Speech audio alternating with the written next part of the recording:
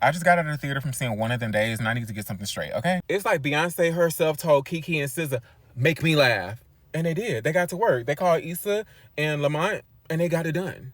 Don't go into this expecting this to be like this generation's Friday. Your problem with this movie is that it's not a trilogy, because baby, I want more. How about we take One of Them Days and turn it into like One of Them Trips? Like, I want to see Drew and Alyssa take a girls trip.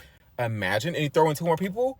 Yeah, Issa, call me. Let's do that. While I understand that, this is so much more. Surprisingly, had a little bit more heart, in my personal opinion. There was a moment in this movie, I got teary-eyed. Issa Rae deserves all her tens for this being her first time producing a movie.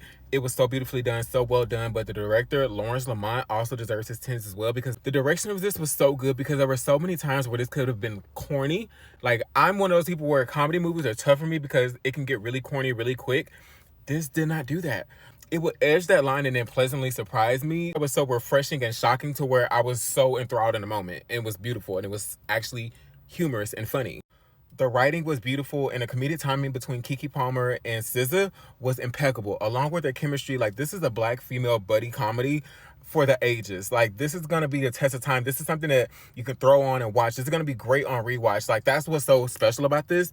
I know I'm gonna enjoy watching this again and again and again, and it's gonna be something to take from it each time, and it's gonna get better. And I like that there wasn't caricatures of people. Like, you saw representation in this. I love how this happened to not just having to rise to the occasion, but above it at times, especially as black women, having to go above and beyond just to get something, you know what I'm saying? And when it feels like your back is against the wall and the world is against you, you have the weight of the world on your shoulders, and you look around and you have your sister next to you, you have your best friend, you have your community around you to love you and pour into you, but you also have the misfunctions of the world. I think that's what makes this so beautiful and so raw and honest and such a beautiful piece of work, and I think that everybody should go watch this movie. But it wasn't like making fun of people, you know what I mean? Like, it was like they held our hand with the jokes and with the representation.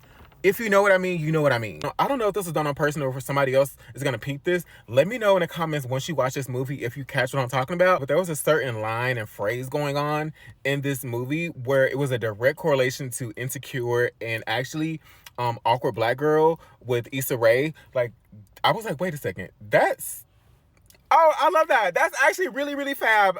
So amazing. Don't go in here just expecting to laugh, girl. You might cry too. You might see yourself in different characters. If you see yourself in different characters, take the journey. Little fun fact about me, I guess, I don't know. I grew up spending summers in LA, like Inglewood specifically. So I was so familiar with a lot of the representation and things put around. Special feature about this movie is how they made you feel like you wanted to be with them. You're actually rooting for these characters. They're well fleshed out. They have storylines, but they also have depth to them. They have nuance to them. They have relatability. The chemistry between these two had to be cooked up better than some cocaine. SZA is a good actress, and I absolutely want to see her in more films, not just with Keke. Like, I wanted her to expand on this. I want her to tap into her theatrical side, because all of that energy and flair and charisma was there. And I could tell there were some moments to this that was like ad-libs and things just thrown in, and it added to the storyline. The same with Keke Palmer. Like, Keke is a true talent and an A-list actor that needs to get all her things. This movie, to me, is award-worthy. Comedies don't really get award recognition often, but this is one of those comedies that I feel like is going to stand the test of time. It's not corny. It's not gimmicky. There's an original story here. There's so much heart here. There's nuance here. There's depth. There's layers. There's an intrigue here to where, honestly, I could see this expanding a little bit more. Like, let's have one of them months or one of them trips. One of them trips and throw in some more people. Hear me out. Issa, call me. I'm just saying. You see yourself in the character of Drew, or you see yourself in the character of Alyssa, I think everybody's going to be able to relate in some type of ways to somebody in this movie. And just the hustle of life and being stressed, being in a bind, having to really hustle and having that LA like work culture. I think everyone should go watch this movie as soon as they can and really pay attention to that third act and the words that they share within each other, because there are life lessons. Like, I feel invigorated after this. I need to make plans, and I need to like push myself further. You know what I mean? Well, you'll know what I mean once you watch the movie, because you will be watching, right? You watch it right. That face you make with your homegirls when white people enter black spaces. The way things are going right now, we all need to laugh. Get to the theater now. Let me know what y'all think about this. Follow me for more movie, makeup, and media reviews. Love you. Bye.